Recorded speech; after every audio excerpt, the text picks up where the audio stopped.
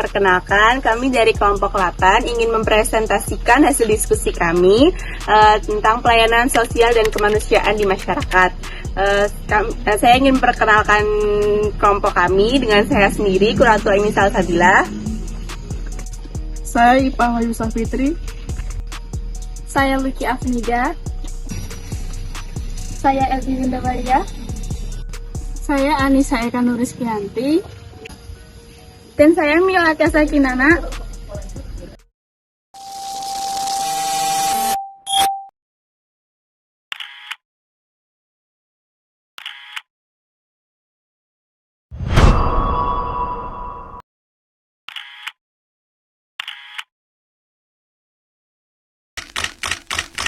Suami pemirsa ratusan pelajar SMK dan SMA di Ponorogo.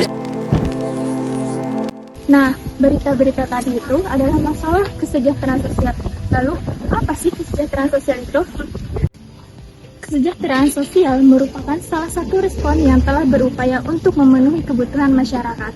Ada dua bentuk kesejahteraan sosial. Yang pertama, layanan sosial, dan yang kedua adalah asuransi sosial. Layanan sosial merupakan sistem pemerintah yang menggunakan pajak untuk menyediakan layanan, bukan bantuan langsung. Sedangkan asuransi sosial adalah pemerintah memikul tanggung jawab atas individu yang mungkin telah berkontribusi dalam beberapa cara sistem bantuan. Ada 5 kelompok yang memerlukan kesejahteraan sosial dan kemanusiaan. Yang pertama adalah kekerasan anak, lalu yang kedua adalah kekerasan antar pasangan, yang ketiga adalah kehamilan remaja, lalu yang keempat orang lanjut usia, dan yang kelima adalah orang tunawisma. Yuk kita simak penjelasan serta bagaimana program-program dari tiap kelompok tersebut. Yang pertama ada kekerasan anak. Kekerasan atau pengabaian terhadap anak mencakup semua bentuk perlakuan buruk baik fisik maupun emosional. Pelecehan seksual, pengabaian terhadap anak, atau eksploitasi komersial yang berpotensi menyebabkan kerugian terhadap anak, baik kesehatan, perkembangan, dan martabat anak. Selanjutnya, ada program pencegahan kekerasan anak dapat dilakukan dengan kunjungan perawat dari rumah ke rumah untuk mencegah berbagai masalah kesehatan ibu dan anak terkait dengan kemiskinan. Salah satunya adalah pelecehan anak, terutama ibu-ibu primipara atau wanita yang baru saja melahirkan anak pertama, yang masih muda, orang tua tunggal, atau dari kelas sosial ekonomi rendah. Kekerasan antar pasangan. Kekerasan antar pasangan atau kekerasan domestik sering terjadi bersamaan dengan kekerasan anak. Hal ini mencakup kekerasan fisik, seksual, dan psikologis oleh pasangan. Berdampak secara emosional meliputi penurunan harga diri, perasaan tidak berdaya, dan depresi.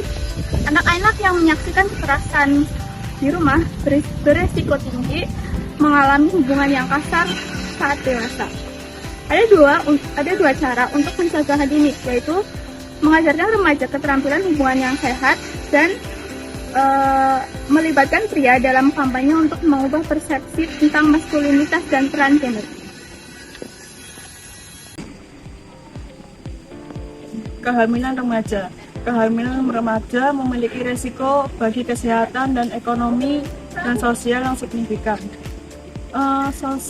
Anak-anak dari ibu cenderung memiliki berat lahir dan tingkat kematian yang tinggi.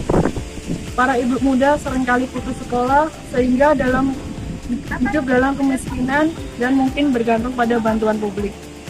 Program pencegahan kehamilan remaja yaitu meningkatkan pendidikan seksualitas yang komprehensif dan mencakup perkembangan seksual, kesehatan reproduksi, termasuk kontrasepsi dan penyakit menular. Hubungan interpersonal emosi, keintiman, citra tubuh, dan peran bukan hanya digunakan sebagai pantangan. Orang lanjut usia atau lansia adalah orang yang telah berusia 60 tahun atau lebih dan orang yang tidak mampu memenuhi keseimbangan terhadap kondisi stres fisiologis, serta orang yang tidak berdaya untuk mencari nafkah untuk memenuhi kehidupan sehari-harinya. Maka dari itu, orang lanjut lansia memerlukan pelayanan sosial di masyarakat. Program pelayanan sosial di masyarakat ini dapat dilakukan dengan memberikan dukungan untuk mempertahankan kesejahteraan emosional dan rasa aman kepada para lansia, serta melakukan screening kesehatan secara berkala dan mengunjungi para lansia yang mengalami disabilitas agar mendapatkan pelayanan yang lebih layak. Yang kelima adalah tunawisma. Tunawisma terdapat dua macam, yaitu tunawisma lama dan tunawisma baru. Tunawisma lama adalah orang-orang yang dinilai sebagai tunawisma. Tunawisma ini adalah orang-orang tua pecandu alkohol yang tinggal di rumah-rumah kumuh dan hotel-hotel murah. Dan tunawisma baru adalah orang-orang yang benar-benar tunawisma yang tinggal di jalan. Tunawisma baru mencakup lebih banyak wanita dan anak-anak daripada sebelumnya. Program pencegahan tunawisma memberikan subsidi perumahan untuk individu dan keluarga yang baru pertama kali menjadi tunawisma, menggabungkan layanan sosial yang mendukung dengan perumahan permanen, dan untuk pencegahan sekunder, keluar cepat dari tempat penampungan tunawisma ke perumahan.